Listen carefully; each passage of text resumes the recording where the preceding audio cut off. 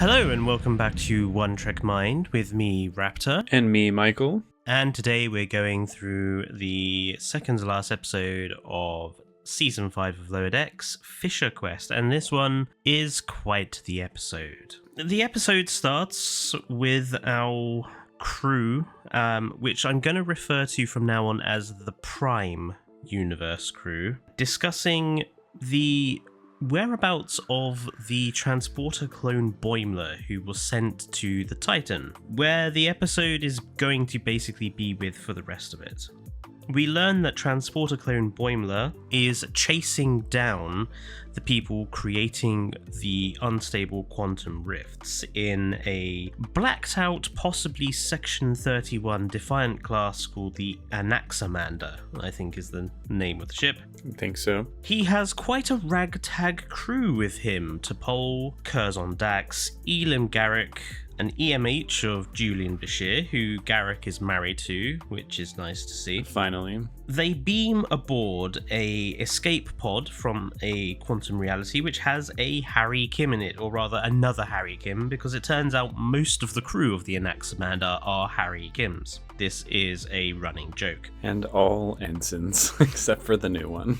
So it's revealed that there are multiple quantum realities that are depicted as sort of spheres in a region of space. Boimler is kind of tired of his mission. He makes a tongue-in-cheek meta-reference that all the other quantum realities are just kind of knockoff rip-offs of the prime reality with minor differences, which it's very meta, isn't it? I mean, shots fired at Marvel, DC, Star Trek, literally all the multiverse stuff that's been in media for the past 5 or so years. The new Kim, which I'm going to refer to as 2-Pip Kim from here on in, surprises all the other Kims by revealing he got promoted, whereas they all stayed ensigns. Garrick is a doctor, and he's kind of having a bit of a marriage spat with his version of Bashir about where they're going to live and in whose quantum reality they're going to live. This is all interrupted when a shuttlecraft passes through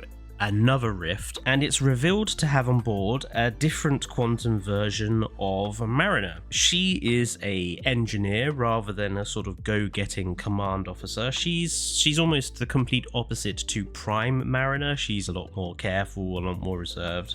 But she knows how to track the ship that's creating the quantum rifts. Basically, it's revealed that each time the ship creates a quantum rift, another rift is formed as a duplicate, and Boimler and his crew have always been following the duplicate rift and not the original, but this engineer Mariner knows how to correct that, so they create their own rift as a trap. So the ship creating the rifts, which turns out to be a modified form of a version of the Enterprise with cyclical rings, which is generally referred to now as the Declaration class in the fandom, or at least that's what Memory Beta calls it, but it's also called the XCV-330. That is the ship that is creating the rifts.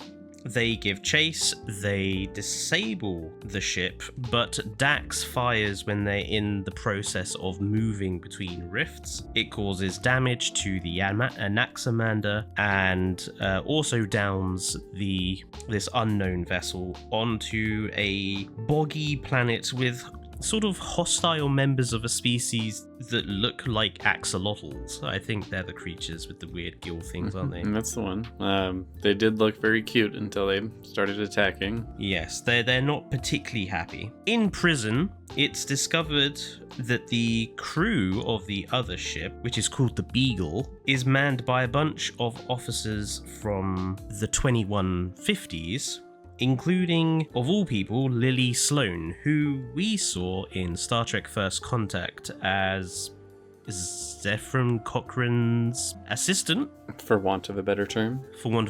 She's the one in charge of the ship. She's been on a mission to explore different quantum realities using this quantum reality drive, which has been invented by Zefram Cochrane. Garrick, in typical Garrick fashion, has avoided getting captured and rescues them from prison with a nice little reference to his DS9 days about it always being safer to shoot somebody in the back, or rather this time I believe he uses a Macleth to kill one of them. He frees both crews, and both crews decide to work together to repair the Beagle and to sort of fix the situation, because it's basically a bit of a misunderstanding. Boimler and Lily have a conversation about how he's feeling sort of lost with all this quantum hopping around, and Lily kind of helps with that. She talks about her mission to explore the possibilities of humanity in all these quantum realities, talking about how humans have built rings around the sun and built starships the size of continents. However, 2-Pip Kim is up to something. He steals the Beagle, leaving both crews to chase him back on the Anaximander. Curzon gets injured in a fight with the feral axolotl things, but it's revealed that 2-Pip Kim also have the other Kims with him, who he's sort of tricked into helping him. Due to the damage to the Beagle, it's revealed that if 2-Pip Kim activates the Rift device again to bring him and all the other Kims back to his reality in order to get them all promotions, it will cause an explosion that will basically destroy every multiverse, or destroy every reality in the multiverse. Engineer Mariner uses excess gravitational energy to allow the ship to do like a micro warp jump to get closer to the Beagle, and the other Kims rebel against 2-Pip Kim for un-Kim-like behavior. Curzon Dax is fatally injured and is dying, and T'Pol takes the symbiote's memories, Kartra style, from him. 2-Pip Kim beams the other Kims back onto the Anaximander and then sends the Beagle into a rift, which causes a massive explosion and this big, dangerous red rift to form, which is releasing loads of soliton waves. We last saw soliton waves in a TNG episode as an alternative to warp travel, which almost destroyed a planet, and the Enterprise had to stop it. I was going to say, it wasn't exactly the best method of travel, as evidenced by that episode. No. And they have a choice. They can either let all the universes be destroyed, or they can pick one reality to send all this soliton energy into, essentially dooming it but saving the rest. Titan Boimler decides to send all the energy to his universe, the Prime universe, because he trusts that the other Boimler, Mariner, Rutherford, all the rest will be able to solve the situation. He does that, and the episode ends with Prime Boiler and everyone, well, Prime Boimler at least, going absolutely shit mad because, as he says, we're all gonna fucking die. And that's where the episode ends, to be continued. Lots of references in this episode, and lots of really nice things that I think, at least as far as the Garak and Bashir stuff, things that finally have been corrected. So, Michael, what did you think? For me, it was one of my favorite episodes of the season, if not my favorite. Normally, I find the amount of references and cameos in this show to sometimes be a little overwhelming, and that certainly is the case here. Like, it's borderline confusing on a few parts of the episode because of how many references and like characters they're throwing your way, but it felt like a really interesting story. I actually really enjoyed all the references. It's a lot of characters that either haven't gotten their due or I've just sort of been waiting to see again in Star Trek. Garak and Bashir probably being my number one set of characters where I was like, oh, I'm so happy to see them again. And to have them be married was such a great choice, considering that was the plan to begin with. That was originally what was supposed to happen, but it was a little too ahead of its time. So now they actually get to do it, which I thought was really great. T'Pol is probably my favorite character from Enterprise, so really love seeing her. Apart from Porthos, of course. Well, you see, I even got a Porthos reference in here by them having the other ship named the Beagle, which I was like, that is fucking fantastic. I love that. Weirdly enough, There was a lot of technobabble in this episode, but most of the technobabble I was actually keeping up with. I'm like, that actually makes sense. That actually makes sense. I really liked their explanation of 2 fissures being created because energy cannot be created or destroyed. It has to go somewhere else. I was like, that actually does make some kind of sense. I'm sure, like most Star Trek, actual science probably would have something to say about that, but I think that worked pretty well. There were some pretty solid ways they kind of went around the plot. I enjoyed that there wasn't a stereotypical villain behind the fissures. It was sort of just a misunderstanding, and by default, that means Harry Kim is sort of like the big bad of the final season of Lower Decks, which is not what I expected, but I kind of enjoy that. Yeah, just overall, I happen to like the episode a lot. There's so many references in this episode, some really, really obvious ones, and some that are a lot more obscure for the fans to pick out. Like, one of the Harry Kims is wearing the Star Trek Voyager race uniforms from the Galactic Race episode. There's a reference to one of the Harry Kims asks what happened to your Tuvix, which we never get an answer to, but me and Michael were like, They should have given an answer. I'm like, tell me, you cowards. Like, what's your stance on it? I think Janeway made the right call. We get to see, you know, this version of the Enterprise design, this declaration glass on screen for the first time properly. We've only ever seen it before as like a model or a computer image, so it being on screen is a nice reference. It's always good to see the Defiant again. Yes, always nice to see it Defiant and landed, which was always theorized but was never shown, so the fact we got to see it actually on the ground was an interesting element. Reference to Moopsy slipped in about that they were glad these feral axolotls were not sucking their bones out. We always love Moopsy. We do. Obviously, all the crew to pull and Lily Sloan, of all characters, to show up. You know, I thought I recognized her voice too when she first started talking. I'm like, you sound really familiar. What do I know you from? That was a nice character. So yeah, so many good elements to this episode. I hope that in the final episode they take advantage of the fact that I seriously doubt the Cerritos alone could solve a problem like an amount of energy equivalent to multiversal ending is heading their way. It seems like the perfect opportunity here to just bring in as many characters, ships, voice talent as humanly possible. You know, we know that Jonathan Frakes and Marina Sirtis has done stuff for Lower Decks before. We know that Tim Russ has done stuff for it before. I'm really hoping that the final episode is just this big bringing back of people and stuff, because as much as the Cerritos crew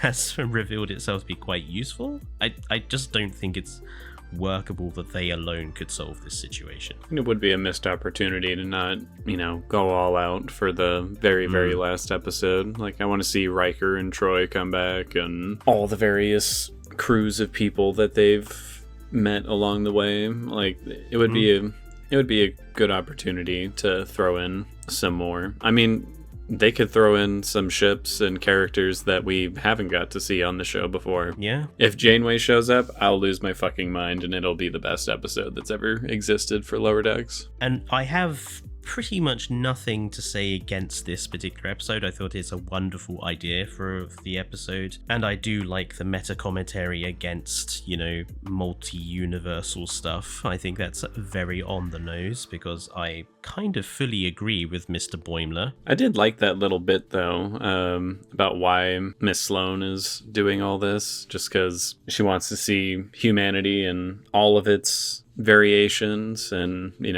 see how limitless our potential is. I thought that was actually a pretty nice way to put it. But I also agree, multiverse stuff is getting old. I think it makes sense as well after, the fact that she had all that time with Picard in First Contact and all the rest. I think it makes sense that after that encounter she would be a bit inspired. Agreed. The only thing I would have to say is that wonderful episode, has set up a wonderful finale. Just a shame that we've had so many filler episodes in this season to get to this point. I kind of feel that perhaps we could have had more of this in other episodes to really make full advantage of it and the storyline and the sort of the premise that was being set up. I agree. Because again, kind of like the last couple of seasons, it feels like now suddenly at the very end, oh, we've got to remember that we have this actual arc that's going through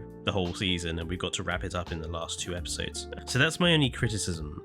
It's not against the episode itself, it's more against the way they've done this season as a whole. Because obviously when it comes to after probably our first video of the new year, when we come to think about Lower Decks as a whole and this season as a whole, a couple of good episodes at the very end doesn't necessarily make a whole season good. And I do feel like previous seasons have had stronger episodes as filler. Like the filler episodes in this season just haven't really stood out to me as spectacular, save for maybe 2 or 3 of them. I mean, it's an issue I have with a lot of, not even just Star Trek shows, but a lot of shows in general, how you're kind of just dancing around a plot for most of the season, and then only in the final 2, maybe 3 episodes do you like really get to it. Like, imagine if DS9 had just kind of danced around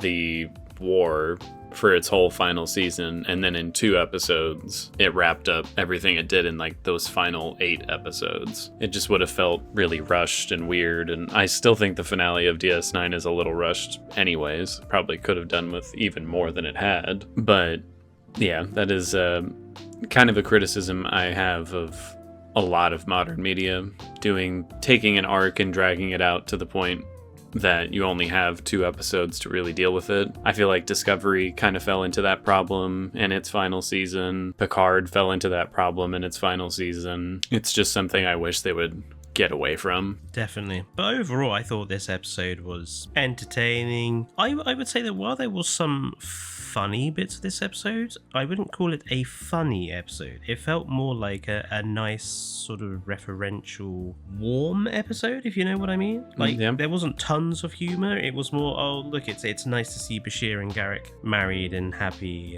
and to Pole again, and Curzon Dax, who we've never actually properly met, and everything else. It was just like a warm episode.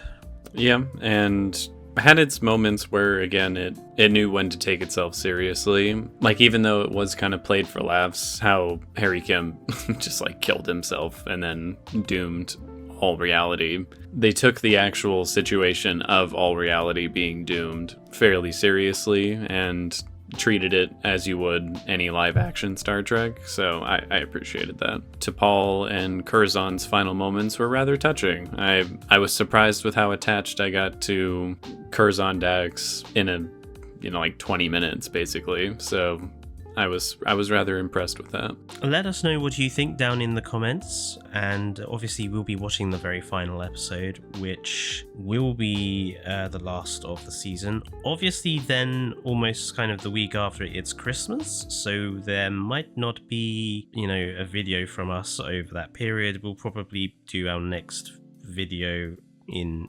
January to give us a bit of a break from editing and watching stuff and all the others. But yeah, let us know in the comments what you think about this episode, and don't forget to subscribe if you are new to the channel to help us keep growing into the new year. But until next time, it's goodbye from me. And goodbye from me.